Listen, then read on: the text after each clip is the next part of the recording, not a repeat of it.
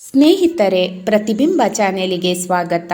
ನಾನು ಇವತ್ತು ಅಂಗುಲಿಮಾಲನ ಕತೆ ಹೇಳಲಿದ್ದೇನೆ. ಈ ಲೋಕದಲ್ಲಿ ಜನ್ಮದಿಂದಲೇ ಕೆಟ್ಟವನು ಯಾರೂ ಇರಲಾರ. ಆದರೆ ಪರಿಸ್ಥಿತಿ, ಮೋಸ, ಅಜ್ಞಾನ ಮತ್ತು ತಪ್ಪು ಮಾರ್ಗದರ್ಶನ ಮನುಷ್ಯನನ್ನು ಅಂಧಕಾರದ ದಾರಿಯಲ್ಲಿ ನಿಲ್ಲಿಸುತ್ತದೆ. ಕೆಲವರು ಆ ಅಂಧಕಾರದಲ್ಲೇ ಕಳೆದು ಹೋಗುತ್ತಾರೆ, ಕೆಲವರು ಅದನ್ನೇ ದಾಟಿ ಬೆಳಕಾಗುತ್ತಾರೆ. ಇಂದು ನೀವು ಕೇಳಲಿರುವ ಕಥೆ ಭಯಾನಕ ಹಂತಕನೊಬ್ಬನು ಹೇಗೆ ಶಾಂತಿಯ ಪ್ರತೀಕನಾಗಿ ಬದಲಾಗಿದ್ದನೆಂಬ ಅದ್ಭುತ ಪ್ರಯಾಣ. 1000 ಜೀವಗಳನ್ನು ನಡುಗಿಸಿದ ಹೆಸರು, ಆದರೆ ಅಂತಿಮವಾಗಿ 1000 ಹೃದಯಗಳಿಗೆ ಆಶೆಯಾದ ಜೀವನ. ಇದು ಕತ್ತಲೆಯಿಂದ ಕರುಣೆಯ ಕಡೆಗೆ ನಡೆದ ಹೆಜ್ಜೆಗಳ ಕಥೆ. ಇದು ಅಂಗುಲಿಮಾಲನ ಕಥೆ. ಅಂದು ಗಂಗಾ ನದಿಯ ತೀರದ ಬಳಿ ಇರುವ ಪುಟ್ಟ ಗ್ರಾಮದಲ್ಲಿ ಒಂದು ಮಗು ಜನಿಸಿತ್ತು. ಆ ಮಗುವಿನ ಕಣ್ಣುಗಳಲ್ಲಿ ಅಚ್ಚರಿಯ ಮಿಂಚಿತ್ತು, ಮುಖದಲ್ಲಿ ಅಜ್ಞಾತ ಶಾಂತಿ ಇತ್ತು. ತಾಯಿ ಮಗುವನ್ನು ಎತ್ತಿಕೊಂಡು ನೋಡಿದಾಗ ಅವಳ ಮನಸ್ಸಿನಲ್ಲಿ ಏನೋ ಭಯ ಮಿಂಚಿತ್ತು. ಜ್ಯೋತಿಷಿಯನ್ನು ಕರೆಸಿ ಮಗುವಿನ ಭವಿಷ್ಯ ಕೇಳಿದಾಗ ಅವನು ದೀರ್ಘ ನಿಶ್ವಾಸ ಬಿಡುತ್ತಾ, ಈ ಮಗು ದೊಡ್ಡ ಪಾಂಡಿತ್ಯವಂತನಾಗಬಹುದು ಅಥವಾ ಭಯಾನಕ ಹಂತಕನಾಗಬಹುದು ಎಂದು ಹೇಳಿದರು.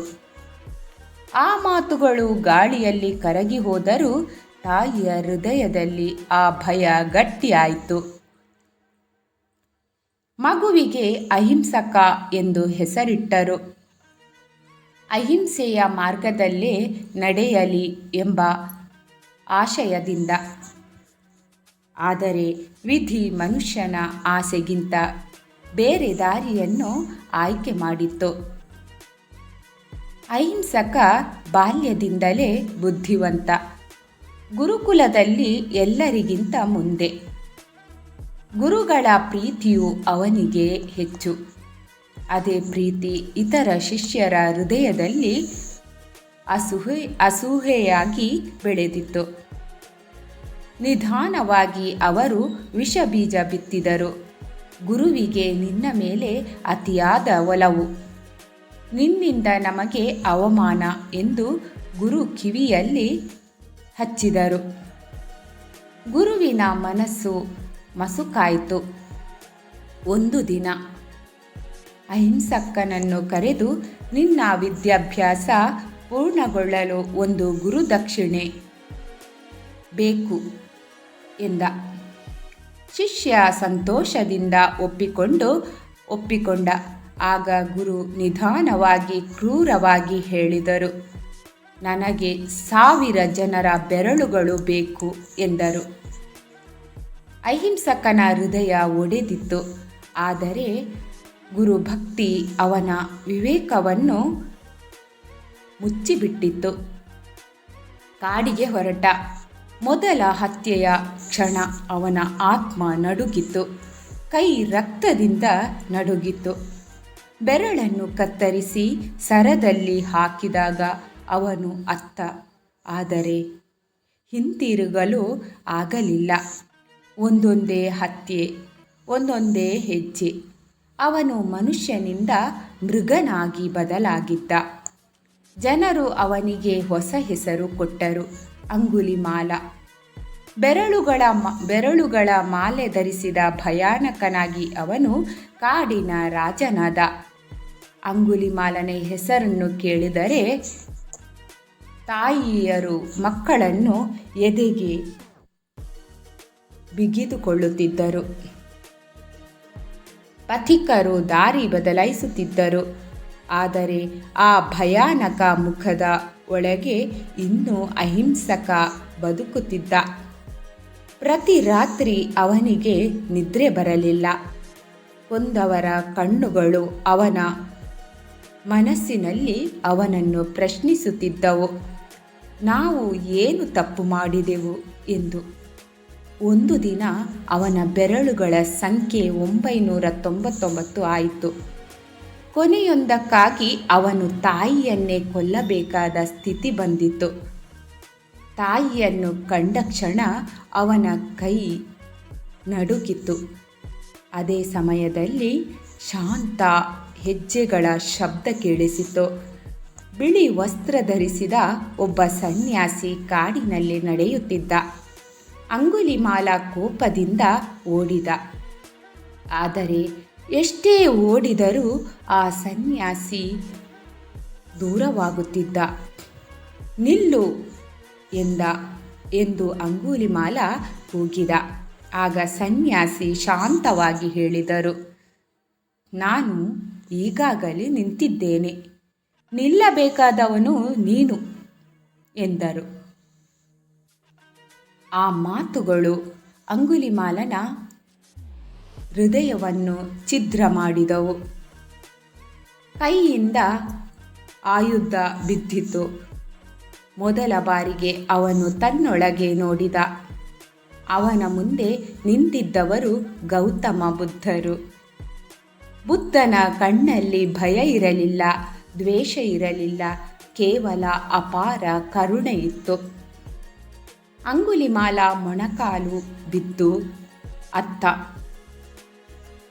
ತನ್ನ ಪಾಪಗಳನ್ನು ಒಪ್ಪಿಕೊಂಡ. ಬುದ್ಧನು ಹೇಳಿದರು, ಹಿಂದಿನ ಪಾಪಗಳನ್ನು ನೀನು ಬದಲಾಯಿಸಲಾರೆ, ಆದರೆ ಮುಂದಿನ ಹೆಜ್ಜೆಗಳನ್ನು ನೀನೇ ಆಯ್ಕೆ ಮಾಡಬಹುದು ಎಂದರು. ಅಂಗುಲಿಮಾಲನು ಸನ್ಯಾಸಿಯಾಗಿದ್ದ. ಊರಿಗೆ ಭಿಕ್ಷೆ ಬೇಡಲು ಹೋದಾಗ ಜನರು ಅವನನ್ನು ಹೊಡೆದರು, ಕಲ್ಲು ಎಸೆದರು. ಅವನು ಮೌನವಾಗಿ ಸಹಿಸಿಕೊಂಡ. ಪ್ರತಿಯೊಂದು ಗಾಯವೂ ಅವನಿಗೆ ಶಿಕ್ಷೆಯಂತೆ ಅನಿಸಿತು. ಬುದ್ಧನ ಉಪದೇಶದೊಂದಿಗೆ ಅವನು ತನ್ನೊಳಗಿನ ಕತ್ತಲನ್ನು ನಿಧಾನವಾಗಿ ಬೆಳಕಾಗಿ ಮಾಡಿಕೊಳ್ಳತೊಡಗಿದ. ಕೊನೆಗೆ ಒಂದೇ ಕಾಲದಲ್ಲಿ ಭಯದ ರೂಪವಾಗಿದ್ದ ಅಂಗುಲಿಮಾಲ ಶಾಂತಿಯ ಪ್ರತೀಕನಾಗಿ ಬದಲಾದ.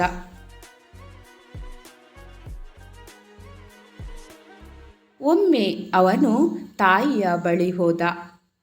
ತಾಯಿ ಅವನನ್ನು ಕಂಡು ಅತ್ತಳು. ಆ ಅಳು ಭಯದಿಂದಲ್ಲ, ಸಂತೋಷದಿಂದ.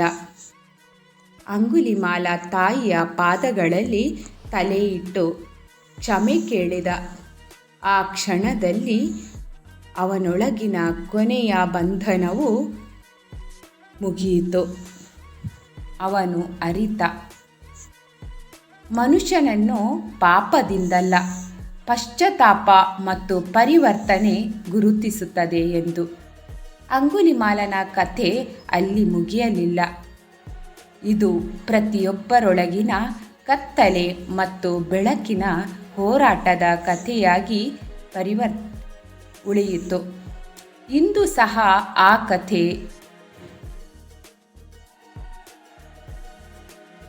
ಕೇಳುವವನು ತನ್ನೊಳಗೆ ಪ್ರಶ್ನೆ ಕೇಳುತ್ತಾನೆ, ನಾನು ಯಾವ ದಾರಿಯಲ್ಲಿ ನಡೆಯುತ್ತಿದ್ದೇನೆ ಎಂದು. ಈ ಕಥೆ ಇಲ್ಲಿಗೆ ನಿಲ್ಲಬಹುದು, ಆದರೆ ಇದರ ಅರ್ಥ ಇಲ್ಲಿ ಮುಗಿಯುವುದಿಲ್ಲ. ಅಂಗುಲಿಮಾಲನ ಜೀವನ ನಮಗೆ ಒಂದೇ ಸತ್ಯವನ್ನು ನೆನಪಿಸುತ್ತದೆ. ಮನುಷ್ಯ ಎಷ್ಟು ದೂರ ತಪ್ಪಿದ್ದರೂ ತಿರುಗಿ ನೋಡುವ ಕ್ಷಣ ಬಂದರೆ ಅವನೊಳಗೆ ಇನ್ನೂ ಬೆಳಕು ಉಳಿದಿರುತ್ತದೆ. ಶಿಕ್ಷೆಗಿಂತ ದೊಡ್ಡದು ಪಶ್ಚಾತ್ತಾಪ, ಭಯಕ್ಕಿಂತ ಬಲವಾದುದು ಕರುಣೆ. ಅವನ ಕೈಗಳಲ್ಲಿ ಒಮ್ಮೆ ರಕ್ತ ಇತ್ತು, ಆದರೆ ಅವನ ಹೃದಯದಲ್ಲಿ ಕೊನೆಗೆ ಶಾಂತಿ ಹುಟ್ಟಿತು. ಈ ಕಥೆ ಕೇಳುವಾಗ ನಾವು ಇತರರನ್ನು ಅಲ್ಲ, ನಮ್ಮನ್ನೇ ಪ್ರಶ್ನಿಸಬೇಕು. ನಾವು ಕೂಡ ನಮ್ಮ ಜೀವನದಲ್ಲಿ ಯಾವುದೋ ಒಂದು ಕ್ಷಣದಲ್ಲಿ ತಿರುಗಬೇಕಾದ ಹಂತದಲ್ಲಿ ನಿಂತಿರಬಹುದು. ಆ ತಿರುವಿನಲ್ಲಿ ಯಾವ ದಾರಿ ಆರಿಸುತ್ತೇವೆ ಎಂಬುದೇ ನಮ್ಮ ಕಥೆಯನ್ನು ನಿರ್ಧರಿಸುತ್ತದೆ. ಮೌನದಲ್ಲಿ ಈ ಪ್ರಶ್ನೆಯನ್ನು ನಮ್ಮೊಳಗೆ ಬಿಡೋಣ. ಉತ್ತರ ನಿಧಾನವಾಗಿ ನಮಗೆ ತಾನೇ ಸಿಕ್ಕಿಬಿಡುತ್ತದೆ. ಧನ್ಯವಾದಗಳು ಸ್ನೇಹಿತರೆ. ಈ ಕಥೆ ನಿಮಗೆ ಇಷ್ಟವಾಗಿದ್ದರೆ ಪ್ಲೀಸ್ ಲೈಕ್ ಮಾಡೋದನ್ನು ಮರಿಬೇಡಿ. ಅದೇ ರೀತಿ ಕಥೆಗೆ ಸಂಬಂಧಪಟ್ಟ ಒಂದು ಕಮೆಂಟ್ ಹಾಕಿ. ನನ್ನ ಚಾನಲನ್ನು ಮೊದಲನೇ ಬಾರಿಗೆ ನೋಡ್ತಿದ್ರೆ ಪ್ಲೀಸ್ ಸಬ್ಸ್ಕ್ರೈಬ್ ಮಾಡಿಕೊಂಡು ನೋಡಿ. ಇನ್ನೊಂದು ಕಥೆಯಲ್ಲಿ ಸಿಗುವ ಅಲ್ಲಿ ತನಕ